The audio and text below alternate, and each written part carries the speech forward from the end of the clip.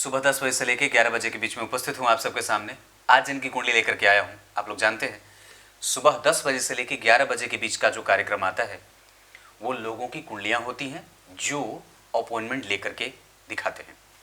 शाम का कार्यक्रम जो रविवार वाला था कल, वो नहीं आया था छठ पर्व के कारण, पर उसी का प्रसारण शाम को 8 बजे कर दिया जाएगा। आप अवश्य ही देख लीजिएगा जिनकी भी कुंडली होगी। ये कुंडली है महेश जी की।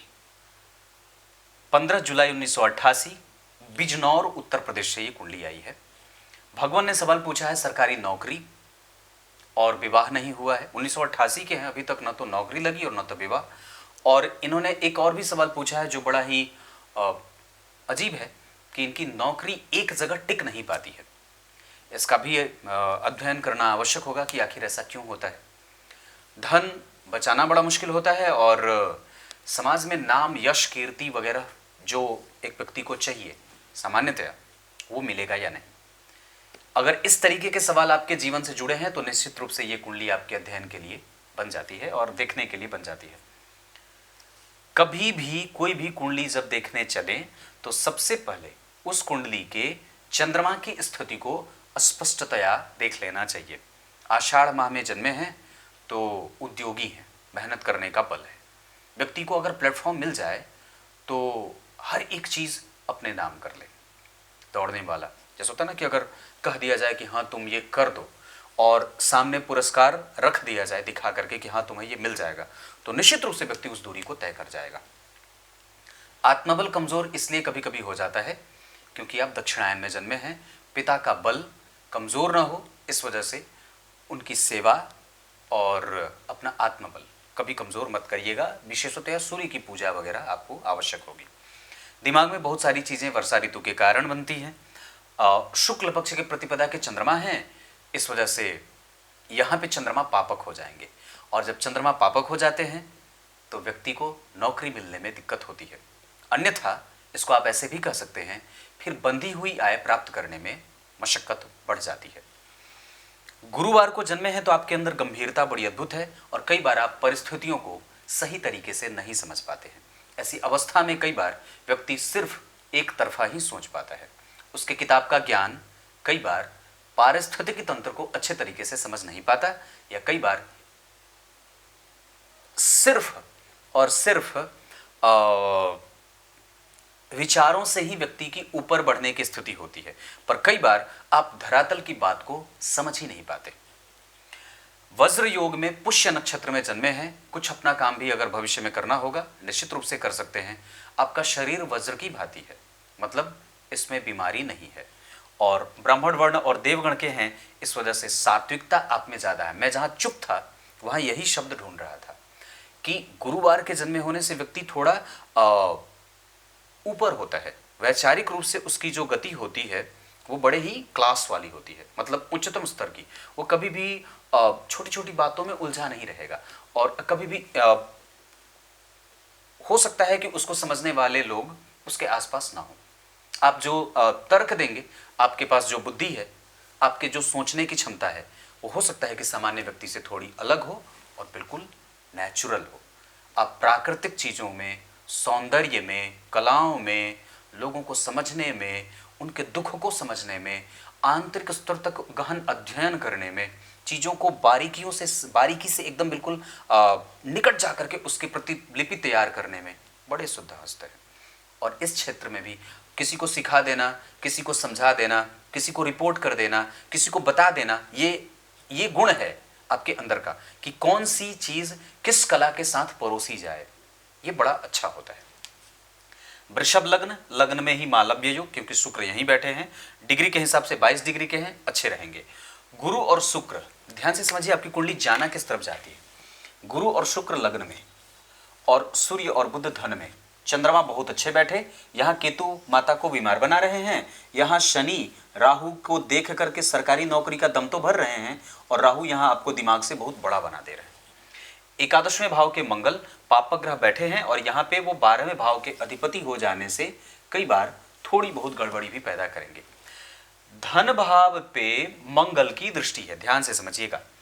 वृषभ लग्न की कुंडली के लिए मंगल 12वें और 7वें भाव के अधिपति होकर के मारक हो जाते हैं।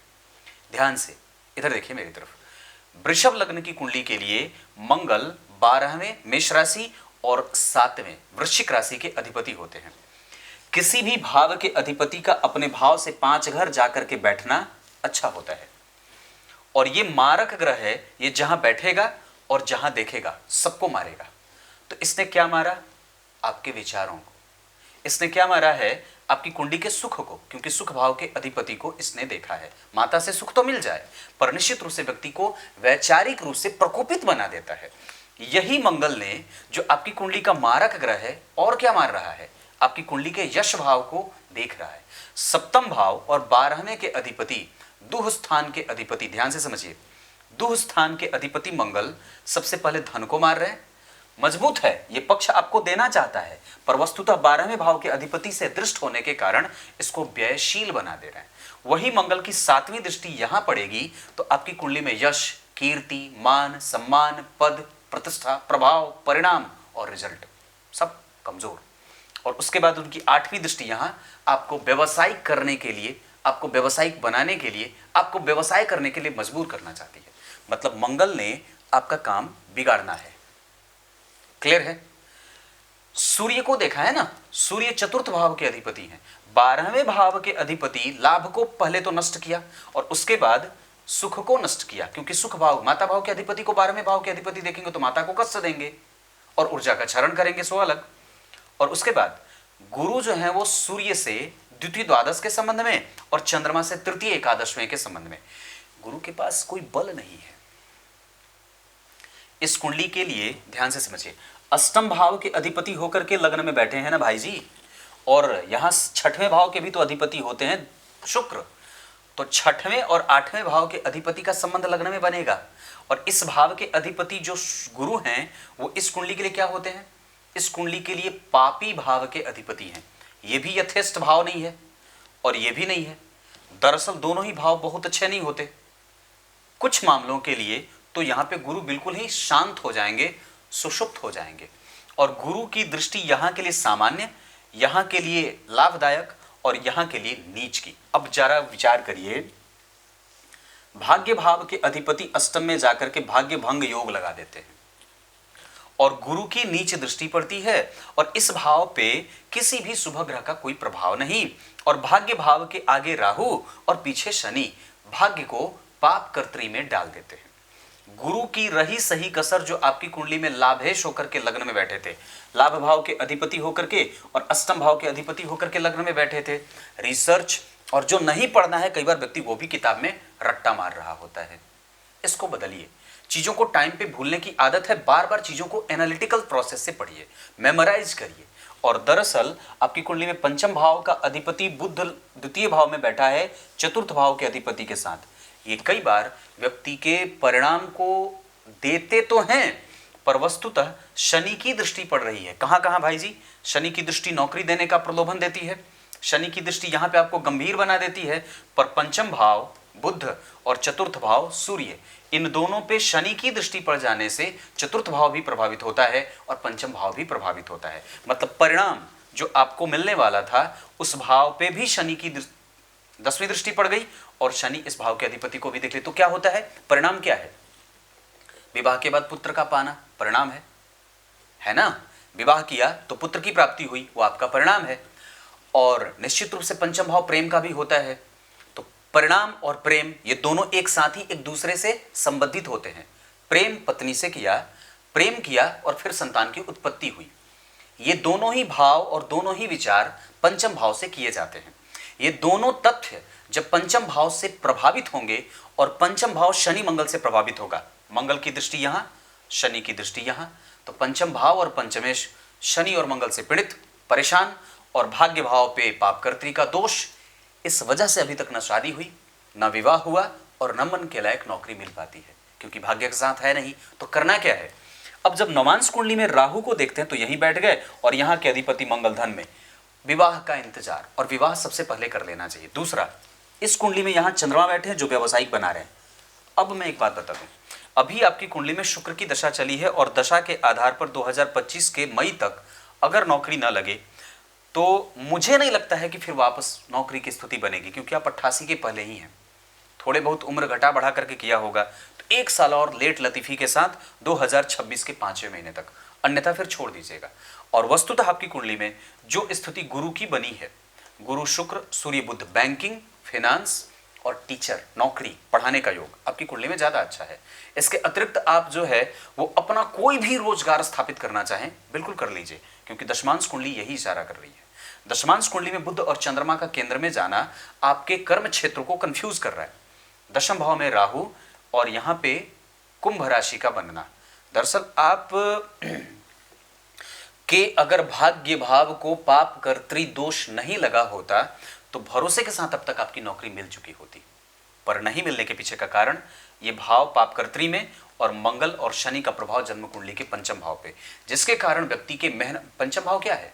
पंचम भाव है मेहनत के बाद आपके पास इतनी क्रिएटिविटी रहेगी कि आपको वास्तव में जो चाहिए उसके लिए आप मेहनत करेंगे और आपको वो बात पता रहेगी कि मुझे एक्चुअल में क्या पढ़ना है, क्या करना है। कई बार जब आप बेवजह की किताबें भी अपने दिमाग में घुसा रहे होते हैं तो उसका पढ़ाई से कोई कनेक्शन नहीं होता और निश्चित रूप से परीक्षा के साथ भी उसका कोई कॉम्बिनेशन नहीं बन पाता, क्योंकि परीक्षा में कुछ और आने वाला है और आप पढ़ कुछ और रहे हैं। तो ये वक्त की बर्बादी है, वक्त की बर्बादी। निश्चित रूप से ज्ञान का होना आवश्यक है, पर आप जिस परीक्षा के लिए तैयारी कर रहे हैं उसमें हो सकता है कि कई बार आप वो चीज़ भी पढ़ रहे होते हैं जिसको बहुत ज़्यादा परीक्षा में बल ना मिलता हो, जिससे ये चीज़ आप ना कर रहे हो। क्योंकि बार बार मैं यही बात कहूँगा, इस कुंडली में चंद्रमा अस्त है, क्योंकि डिग्री के हिसाब से भी वो निकट है और अवस्था के हिसाब से भी बिल्कुल निकट है।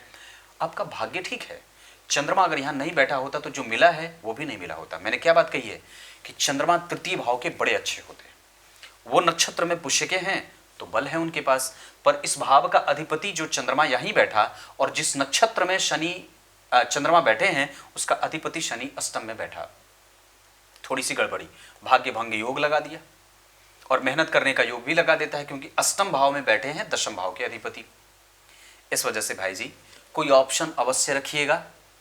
और नौकरी अब बार बार बदलते हैं, शनि राहु का प्रभाव और किसी भी शुभ ग्रह का प्रभाव न तो दशम भाव को प्रभावित कर रहा है और न दशम भाव के अधिपति को। कहीं ना कहीं तो एक दृष्टि होनी चाहिए थी, पर वो दोनों में से कोई भी नहीं है। इस वजह से दशम भाव आपका सबसे ज्यादा कमजोर भी बन रहा है। भाग्य भाव कमजोर, दशम भाव की थोड़ी सी कमजोरी। वस्तुतः आपके पास अभी 3 वर्ष बचे हैं, अगर नहीं होगा तो अभी से ही आप कोई और ऑप्शन ढूंढ लेना शुरू करो। और विशेषतया पढ़ाने का योग आपकी कुंडली में अच्छा है, कुर्सी पे बैठ करके ज्ञान देने का और कुर्सी पे बैठ करके काम करने का योग बहुत अच्छा होगा। इसके साथ साथ आप अगर चाहें तो मैंने कहा ज्ञान देना, और उसके अतिरिक्त आपकी कुंडली में मार्केटिंग बहुत अच्छी है, किसी भी चीज को आप बेच बहुत अच्छा सकते हैं, क्योंकि लग्न में गुरु और शुक्र हैं, आपके पास अनुभव की भी कोई कमी नहीं है। मंगल की दृष्टि यहाँ पे ये बात कही, शनि की दृष्टि बताई, गुरु की दृष्टि बताई, राहु यहाँ ठीक बैठे हैं और यही राहु आपकी कुंडली में सूर्य चंद्रमा मंगल राहु अभी बाद में है, बहुत अंतिम समय में आएंगे वो, पर अगर आपको कुछ मिलेगा तो शुक्र के कारण। इस कुंडली में बुध ठीक बैठे हैं, दरअसल आपको पैतृक संपत्ति का सुख मिल जाएगा, वाणी का सुख मिल जाएगा, व्यवहार का सुख मिल जाएगा। दुश्मन वगैरह आपके इसलिए हैं क्योंकि 6वें भाव के अधिपति और 8वें भाव के अधिपति लग्न में है, पर वस्तुतः मैं एक बात कहूं तो इनसे डरने की कोई विशेष आवश्यकता नहीं। अपने ज्ञान के बल पे आप इनको पराजित होते रहेंगे या फिर आप करते रहोगे। मैं एक बात और भी कह दूं तो चंद्रमा जब प्रकोपित होते हैं और सूर्य के ऊपर जब शनि का प्रभाव पड़ जाता है तो दुश्मनों का खतरा बढ़ जाता है, पर भरोसे के साथ ये भी बात कही जा सकती है कि उससे डरना नहीं है, क्योंकि मंगल की दृष्टि सूर्य पे भी है और मंगल की दृष्टि यहाँ भी है, तो घबराने जैसी कोई विशेष बात नहीं है, उससे आपको परेशान नहीं होना चाहिए। इस कुंडली के हिसाब से देवी कवच का पाठ अवश्य करना चाहिए और इस कुंडली के हिसाब से शिव जी के मंदिर का दर्शन और निश्चित रूप से राम रक्षा स्तोत्र अगर बन सके तो शिव अमोघ कवच का पाठ, अमोघ शिव कवच होता है उसका पाठ पढ़ा करिए। दिन आपके लिए शुक्रवार का बहुत अच्छा है, संख्या 5 बहुत अच्छी है, शुक्रवार का दिन मैंने कहा। इसके अतिरिक्त आपकी कुंडली में कुंभ और मकर राशि अच्छी होगी, मीन राशि भी ठीक है। वैसे आपकी कुंडली में लाभ भाव के अधिपति लग्न में बैठे हैं और पंचम को देख रहे हैं, तो एक वक्त के बाद आपको आपकी सफलता आपको छू ही लेगी, क्योंकि नवमांश कुंडली में लग्न के अधिपति लाभ में और दशम भाव में बैठे हैं, सप्तम भाव के अधिपति गुरु लग्न को देख रहे हैं, जो इस कुंडली का पंचमेश होता है। तो पंचम भाव के अधिपति अगर लग्न को देखेंगे तो आपको विवाह तो सबसे पहले मैं कहूंगा कि विवाह सबसे पहले करिए, और उसके बाद खुद के रोजगार पे ज्यादा ध्यान दीजिए, क्योंकि यहां भी चंद्रमा और बुध का संयोग यही कराते हुए देख रहा है। मंगल शनि के साथ बैठे हैं, कुछ टेक्निकली कुछ अत्याधुनिक आधुनिक काम भी करना चाहते हो, जैसे पहाड़ पठार चट्टान वगैरह का या बिल्डिंग मटेरियल वगैरह से, तो वो क्षेत्र भी आपके लिए बहुत अच्छा रहेगा। साथ ही साथ इलेक्ट्रॉनिक और टेलीकॉम सेक्टर से जुड़ करके या संचार के माध्यम से जुड़ करके, संचार के साधन से जुड़ करके, साथ ही साथ भूमिगत जो चीज़ें होती हैं पेट्रोलियम और गैस इंडस्ट्री से जुड़ करके भी अगर आप कोई काम करना चाहें तो भी कर सकते हैं। इसमें फलों का कारोबार भी बनेगा और सजावटी सामान का कारोबार भी बनेगा। इसके अतिरिक्त आपकी कुंडली में खाने पीने से संबंधित और घर को सजाने से संबंधित कोई भी कारोबार किया जा सकता है। आप कैसे उसको सजा सकते हैं, जैसे टाइल्स, मार्बल वगैरह, समझ गए होंगे। ये आपकी कुंडली की स्थिति है। सूर्य आपको नैतिकीय ज्यादा बना रहे हैं, चंद्रमा राजसिक बुद्धि का बना रहे हैं, मंगल जिस स्थिति में बैठे हैं उसके आधार पर वो नौकरी दे रहे हैं और वस्तुतः आपको कष्ट भी दे रहे हैं। बुध आपकी कुंडली में तिकड़मी और ज्ञानी बनाने के साथ साथ एक्सप्लेनेशन पावर बहुत अच्छी दे रहे हैं, राइटिंग और ड्राइविंग स्किल। गुरु आपकी कुंडली में जिस स्थिति में बैठे हैं उसके आधार पर उनके पास साहस और क्रिएटिविटी मिल रही है, गुरु। शुक्र जिस स्थिति में बैठे हैं उसके आधार पर आपको इमोशनल और सेंटिमेंटल अटैचमेंट का अधिपति बना रहे हैं। शनि जिस स्थिति में बैठे हैं उसके आधार पर वो कंफ्यूज कर रहे हैं और दरअसल परिणाम में देर भी कर रहे हैं। भाग्य भंग योग पहले से लगा करके बैठे हैं, आयु तो दे रहे हैं पर कई बार कष्ट भी हो जाता है।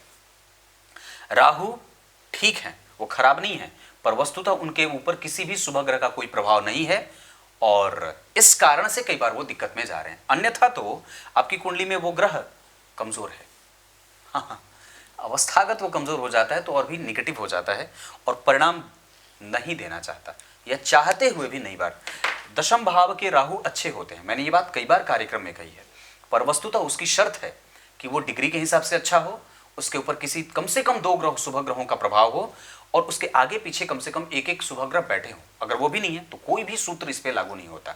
गुरु को भी ये प्रभावित कर रहे हैं और गुरु तो पहले ही कमजोर हो रहे हैं क्योंकि अष्टम भाव के अधिपति होकर के 6वें भाव के अधिपति के साथ प्रभावित है। सूर्य और बुध पहले से शनि मंगल राहु केतु से प्रभावित हो रहे हैं, इस कारण से ये कुंडली कमजोर है। तो सूर्य की आराधना, रविवार को नमक, आदित्य हृदय स्तोत्र का पाठ या राम रक्षा स्तोत्र या शिव अमोघ कवच का पाठ, इतना करते रहिए और अनुष्ठानिक हनुमान चालीसा का पाठ। कुछ इसी तरीके से आज के कार्यक्रम का समापन करते हैं, तब तक के लिए इजाजत दीजिए। विवाह के योग भी बनेंगे, क्यों बता दूं, क्योंकि आपकी कुंडली में जो शुक्र की दशा है ये जन्म कुंडली में षष्ठेश होकर के लग्न में बैठे हैं, गुरु के साथ बैठे हैं और कम से कम उनके ऊपर किसी शुभ ग्रह का कोई प्रभाव नहीं है। तो गुरु तो बैठे हैं, उसके आगे सूर्य और बुध कम से कम इनके मार्ग को खाली कर रहे हैं। चंद्रमा बढ़िया बैठा, सूर्य बुध ठीक बैठे, गुरु शुक्र ठीक बैठे, राहु ठीक बैठे, कमजोर कौन बैठे, मंगल और शनि, और इनकी दृष्टियां ही आपकी कुंडली को कमजोर एक तरफा कर रही हैं। ये काम बनता है। तब तक के लिए नक्षत्र पुनर्वसु, नक्षत्र रोहिणी, नक्षत्र मृगशीरा, नक्षत्र कृतिका और नक्षत्र भरणी कोई भी काम करने के लिए श्रेष्ठ रहेंगे। रंग आपके लिए पीला और सफेद बहुत अच्छा रहेगा। तब तक के लिए बहुत बहुत नमस्कार।